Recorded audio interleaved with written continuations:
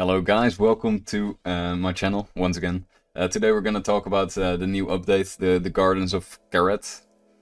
And it's a new big farming update and slash overhaul. Also has some nice thieving features and rune crafting. If you enjoyed the video, don't forget to like, subscribe, do all that stuff. And maybe pop by my Twitch. We're live most days around 6 UTC. Links in the description. Without further ado, let's get into the video. Alright, so we're talking about the introduction of the Gardens of Kharid. Right? From November 7th, which is tomorrow if you're watching it when I upload it, and otherwise the information will probably still be pretty beneficial to you. There will be druids sighted in a small encampment in the desert. It's basically in the entrance to the desert. Where you see that flyer boy from back in the day right next to the mine, right? The story behind it is basically that since the Elder Gods are dead, they sucked away the energy, right? From the planet. But since they're gone, now the desert turns into, a livable place, basically. So it's an update containing farming, thieving, and runecrafting. And we'll get into farming first, because, it's the most impactful. There's plenty of work to be done in the garden, and you'll utilize 3 key skills to benefit from everything it has to offer. Farming. Basically, farming is the bread and butter of this update. There's a reward shop with nice unlocks and stuff.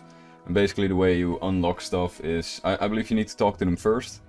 I'm not sure if that's mentioned here. Might be. Maybe, I don't know. Just for safety, go and talk to them. And it's basically, you need to farm herbs. Let's go to rewards. You have to farm herbs. When harvesting a patch, you'll receive currency in line with the number of seeds planted and required level to plant them. The higher the level and the more seeds you plant, the more currency you'll get. If this is how they say it, basically the same as they say it. Might be slightly different, I don't know. But it sounds like level required to plant a seed plus times seeds planted. So the highest amount of XP you could get per patch would be with a Fellstalk seed, which is 91 farming to plant. And the maximum amount of seeds, which we'll go into in a bit, is 10, which would mean 910 points per herb patch, and that's a decent amount per run. So that's how you get the points. Then we go into the reward shop. I'll explain plant power in a bit, but basically you have plant power 1 to 4. Every single upgrade costs more, of course, and it allows you to plant more seeds per patch. Speedy growth skips the first growth stage of a herb, which means that herbs will now grow in 1 hour. It will skip 15 minutes. So that's in line with the green finger aura, which is also 1 hour cooldown. And they basically made this so that you can do an hour of bossing and then do a quick farm run. Bountiful harvest. Ooh. Grants increased harvest from grapevines, bushes, cacti, and fruit trees. And it's basically 50% chance to gain 1 yield from each harvest action. So I guess that just means that it doesn't double anything. But if you just harvest, you get 1 extra per harvest. So if you have some stuff that saves harvest health and stuff, might help you a lot out with that. Farmer's outfit gives you a random unowned piece of the farmer's outfit. It doesn't say elite, so I'm gonna assume it's the regular one. So you will know, if this is the regular one, you'll no longer have to do cabbage face buns bonanza. Once again, I don't know exactly the stuff because this is the Newspost, but it's not, the update isn't released yet, so I cannot check it. Quick sense reduces the number of ticks per craft for instance sticks by 50%. Yeah, basically makes it twice as quick. Pretty big. Instant sticks effects are no longer removed on death. Like this is huge. Like if you're learning a boss, you would usually be deterred to use instant sticks, because if you die, you lose the effect. Now, no longer an issue. Honorary Druid, that's just a new title. And the buckets all the way down. Buckets are no longer required to take compost from a compost bin. Basically, if you remove compost from the compost bin, you just get the buckets, right? Easiest stuff. And then for consumables, you can get patch bombs for 5,000, kind of pricey, not gonna lie. If you do fell stalks, and it is indeed 910 per patch, like you get 910 points, you spend 5k, and it doesn't seem that well. That great value. We also have all the supporting growth potions and a teleport seed to the location of the wizards. Druids, my bad. And now we get into plant power. So that's basically these 4 upgrades, right? Basically what this means is you're allowed to, once you have the unlocks, you can plant more seeds in one patch. As many people might not know, if you plant a herb, by default it will have 3 health. This means that if you have 0 boosts, you'll get 3 herbs out of the patch. But if you compost, go to 4, 5, 6, etc. It basically just ramps up, and all the other buffs like Juju Farming Potion, Magic Secateurs, Aura and stuff, either give you a higher chance to save a health, so when you grab a herb, it doesn't take away a health, or give you double produce on basically taking away a health, right? This is a simple table that will basically show you that if you have 1 seed and you don't, if you don't use compost, if you use 1 seed, you have 3 health. If you have 2 seeds, 5 health, so that's, yeah, you lose some efficiency, right? Because 1 seed here has a value of 3, and here it has a value of 2.5. If you plant 4 seeds, you get 7, etc, etc. You can see it all here. I think most people are gonna either look at super compost or ultra compost. In a bit, in the quality of life, I'll talk about it, but I think ultra compost will go down in value, so it's probably going to be worth it to use ultra compost. Right now it's 16k, I think it's going to go down, but we'll talk about it in a second. Let's go into the quality of life for farming. Patch disease. Good news everyone, diseased farming patches will no longer die.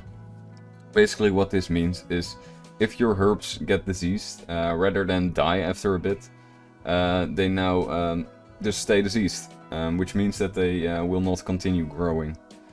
So what you'll need to do is use either a plant cure on them. You can also use the farmer catalyst, as that's a reward from Sliski's endgame. That will turn it into shadow infused herbs though, so it's only XP. And the miracle treatment has been reworked. It's now a liquid patch bomb, which works same as regular patch bombs, but is craftable with the invention skill. I never used this item, didn't even know it existed, but I guess that's an option for you. Also something I found, there is a cure plant spell on the lunar spellbook. That's probably going to be my go-to, because otherwise I need to grab an extra item, and it's only, I believe, might be mistaken, you can check it just in your lunar spellbook, but I believe it's 1 astral rune and some earth runes, so it's just easy. I already bring runes to teleport to Trollheim, so it's no change basically for me. Compost bins are also changed. This is why I think the value of compost will go down. Basically you can store 1,000 of each compost type and each compost component, and it will over time convert compost to, compost produce into compost for you. And they process 3 compost every 5 minutes. Also all compost are now, you basically have like an ore bank for compost, right? It's a compost bank. It's pretty easy. You get some stuff like they're graphically reworked. Super Compost Potion now converts 15 compost, starting with unprocessed compost to processed super compost. So that's really nice. If you have some regular compost in there, you need super compost. The compound Mount Familiar scroll now places 15 compost in your compost bin with a 10% chance to get super compost. So if you have that familiar, pretty nice as well. Personally, I would just be farming watermelons and just yeeting them, right? You get more than enough. For people that were using this, pretty big, the player-owned farm Bull perk now offers a 1 in 5 or a 1 in 3 chance to prevent half of the compost being processed from being consumed. This rounds down, so that's, you know, that's kind of sad. So that's basically like you have a 1 in 3 chance to save 1 compost, right? Yeah, it's not that great. Nightshade patch. You had the Belladonna seed, which could give you nightshades, but it was not worth it. It gave you like 1 or 2 shades. It's completely garbage. But it's the Belladonna seed and patch are now named Nightshade, to make it very clear. And it works the same as herbs, granting a minimum of 3 produce and working with compost and other buffs. I'm gonna assume you're not being able to you're not able to do the multi-seeds, but all the other buffs should work. So you can get 6 harvest health out of this. This might look a little complicated, but this is like a small spreadsheet I just basically put together. And it shows you the profit per seed. I have the formula in there for the amount of yield, keeping in mind most buffs. If you go to the side here, there we go. I basically did some tests, only 13, so it's not that definitive. Basically the ones with commas, I did a full farm run and divided the amount of herbs I got by the amount of patches that I was able to harvest. Like if something died, I divided by 5. Otherwise I did it by 6. And like the full numbers are basically all the bloodweed patch, since yeah, that's the exact same perimeters. It seems to be a bit lucky though, like it seems to be on the higher side every single time. But I couldn't find anything on the wiki of it giving higher yield, so I'm just gonna assume it's kind of part of it. And then I divided it to the yield per life, basically. So for my test, the average yield per life is 2.3. That's all you needed to know. This is incorrect. Ignore this. Delete. This was basically my estimated calculation based on the live stream they did before dropping a Newspost, and there they only said like the yield for the 10 seeds. So I just kind of extrapolated it. But that's incorrect. So basically in this spreadsheet I have the herb prices. These might be slightly incorrect because the market is changing, because people are panic selling and buying. So herbs are going down, seeds are going up. But these are current GE prices, checked it right before recording this. Seed prices, here once again I have the herbs per life, because it just makes it easier when I... Because I basically did Formula 1s and then pulled it down, right? Just makes it easier. Same with Ultra Compost price. I added this for myself to kind of make it slightly more correct. Otherwise, you know, some profits might not be the best. I'll probably underneath... I'll explain my formula basically, but it's probably written out here if I don't forget it. I'll have to do that in post. Basically what I did was herb value times health of the patch. So in the case of one seed, that's 6 health, because it has 3 base health, because it's one seed. And it has 3 extra from the Ultra Compost, right? So herbs times the health times the yield per health, minus seed price times amount of seeds times 0.88, because you have a 12% chance to save a seed if you're using both the upgraded farmer's helmet, so that's the regular farmer's hat with the add-on, plus the scroll of life from Daemonheim, minus Ultra Compost. So it seems really difficult, but it's not too bad. And if you then go to like profit from 10 seeds, that would be, you know, herb price times 18, because it has 18 health with Ultra Compost, times, you know, the same stuff. It's probably under here as well written out to make it slightly easier. Let's go to 100%. There we go. I also kind of visualized it here. As you can see, because it's not... when I extrapolated it myself, I kind of did like a logical order, because it's basically steps of 3 then, because then the first batch would be like 6, then 9, 12, 15, 18.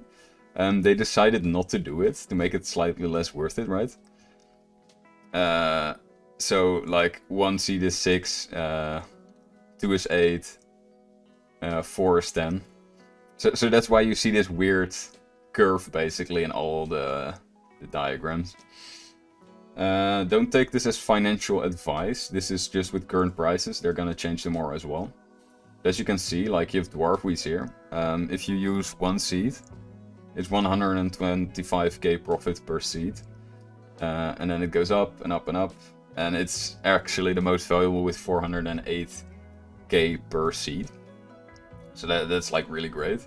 Well, as you can see, like the highest one seed herb is the bloodweed seed with current pricing. Like by far, like a huge margin, right? But if you see this is 219k. With the new update, you would be better off to just plant like a dwarf wheat in there, and you make double the money. I don't think I'll put this spreadsheet online, but you have the math, so you can easily make it yourself. And I'm gonna assume that, like, let's be real, the people from the wiki are awesome. Like, I'll clip this in a week, right? But this is just a quick tool for myself, so I can just, you know, change the prices here. Quickly check, oh, what's the highest in the graph? I mean, it could be at 10 seeds, it could be in the middle. It all depends. Like, for example, the Arbuk seed is really expensive. Like, if you go here, one Arbuk is 60k each, right? So as you can see, Arbuk, like you plant 2 seeds, that's like the highest money you can get, and then it just keeps going down. It's kind of funny to see. And Bloodweed, 68k. As you can see, it goes slightly up. At 7 seeds, it's at this peak, basically. But then it drops 10 seeds, because, yeah, it's just not worth it. Seeds is way too expensive. And I hope that was comprehensible, and let's continue with the video. Alright, the thieving part. These druids hold untold knowledge, but unfortunately they're not particularly streetwise. It makes them the perfect targets for enterprising thieves looking to score some cool new items.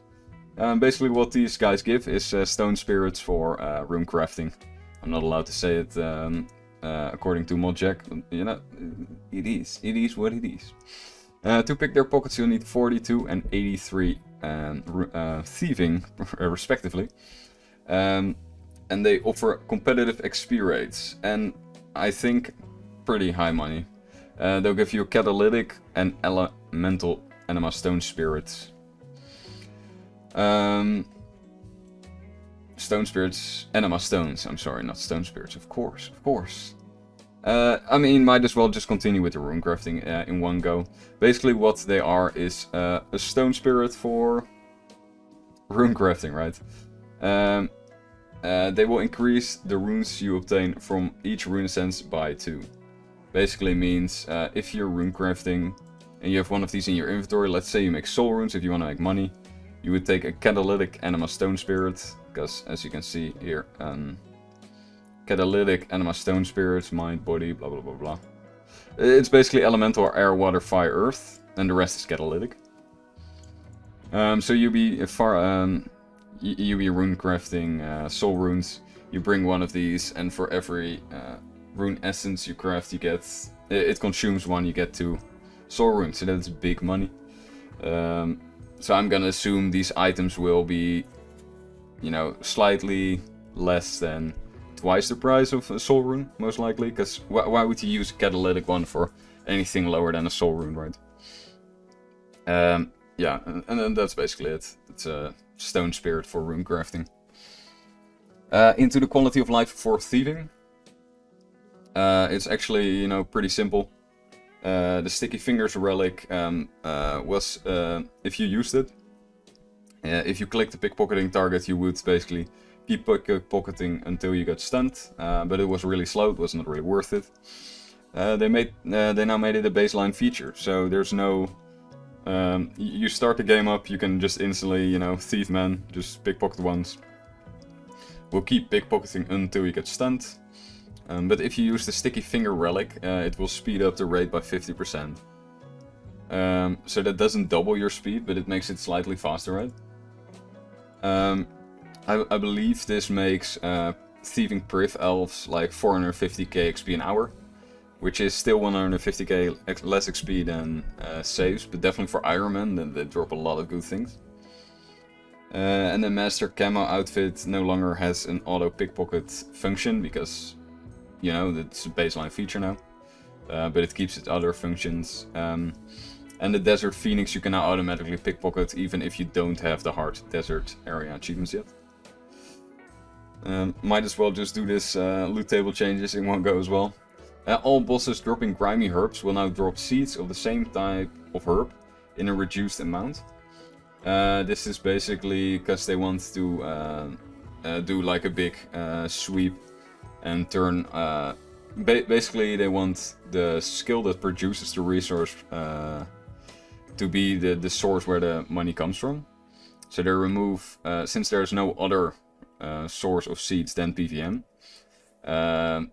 that's fine. They want to keep seeds on PVM, but they want to remove the herbs, because herbs come from farming now. So that's why they basically increased the yield of herbs you can get, but they removed them from drop tables. So now if you want herbs, you basically need to go to a farmer, right? Abyssal Lords, Fire Lords and Nature Growth creatures have had their herb drops reduced. This was because they dropped a ton of herbs.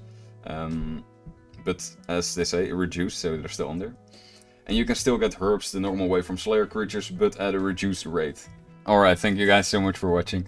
If anyone also, before I end the video, wants to know where the new update is going to be. Whoops, that's space, my bad. It's going to be over here. You have the entrance to the from Varrock to the Kharid Desert over there. There's the mine. As you can see, Hatzo is over there.